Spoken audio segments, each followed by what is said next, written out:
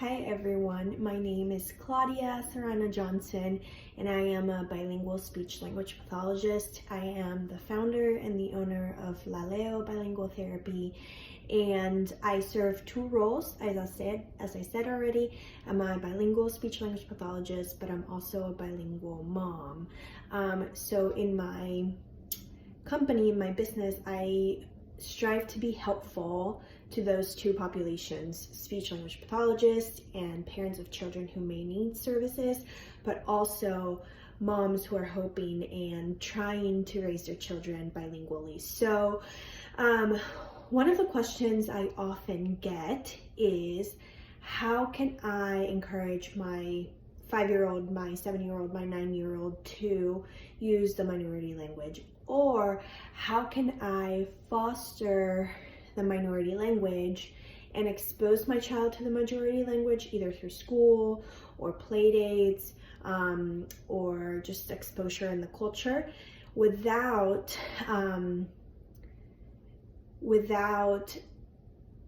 making that exposure to the majority language overpower the learning of the minority language. So that is something that I hope to answer in this video. As I was doing some research looking for answers to those questions, I found this research article, and the title is Self-Determination in Bilingualism, and it's by Landry, Allard, and DeVal. I always fear that I'm saying people's last names incorrectly. I probably am. They're from Canada. And it was published in 2009.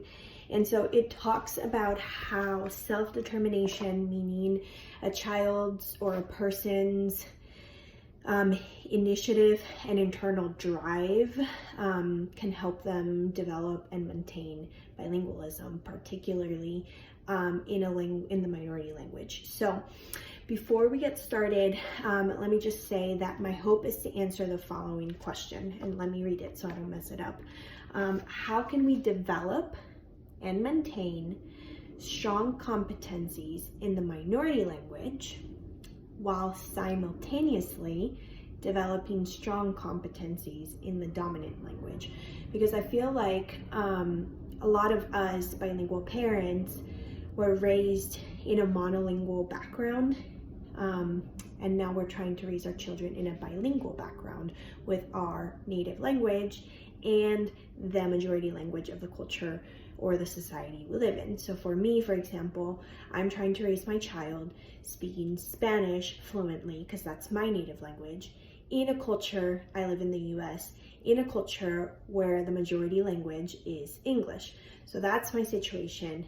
I try to take a second right now to think about what your situation is. What is your child's minority language? And then what is your child's majority language?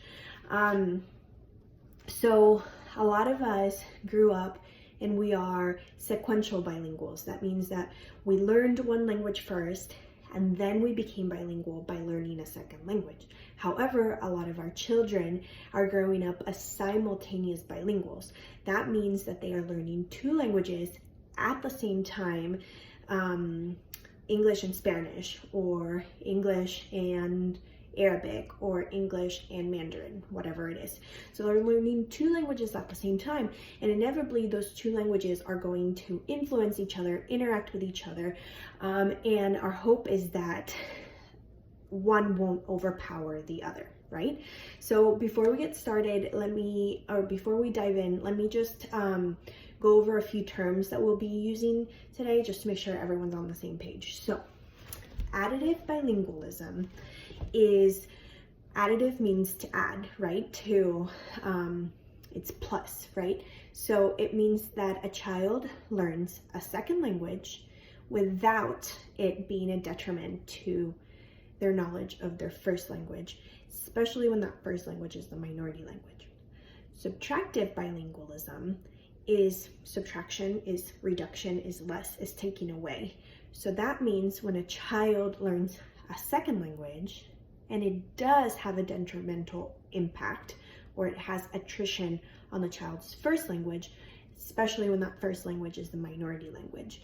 And so we all hope for additive bilingualism in our children, and we all fear subtractive bilingualism in our children.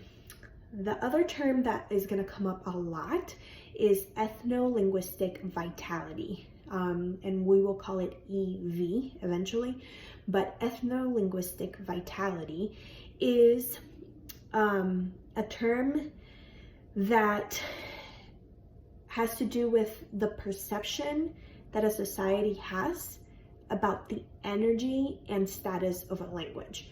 So EV, or ethno-linguistic vitality, and I'm reading my notes right now, it's a society's judgment on a language. So do they think the language is cool and beneficial, or do they think it's just not that big of a deal, it's not that big of a priority to know that language?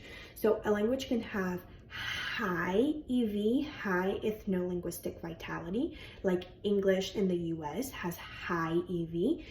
The culture and the society holds it in high regard and really values its use and its knowledge.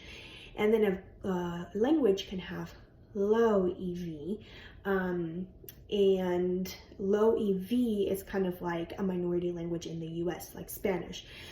Society as a whole doesn't see it as that cool or needed or valued in learning.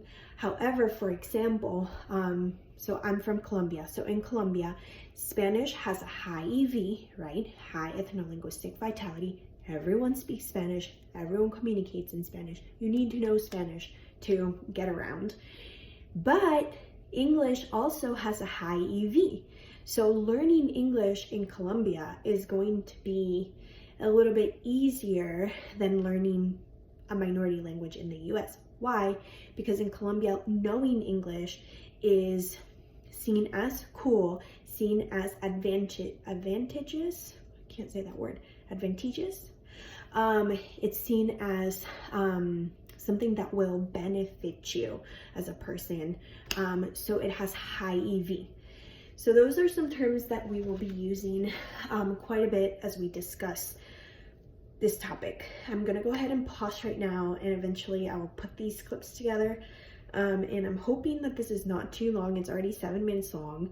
And I'm thinking it would probably be better if this was recorded as a podcast rather than a video. But I think this is a topic that a lot of parents are interested in, so it's worth discussing. And that's why I decided to record it and upload it. And hopefully, if you've landed here, you're interested in the answers and you find it helpful. So thanks for tuning in.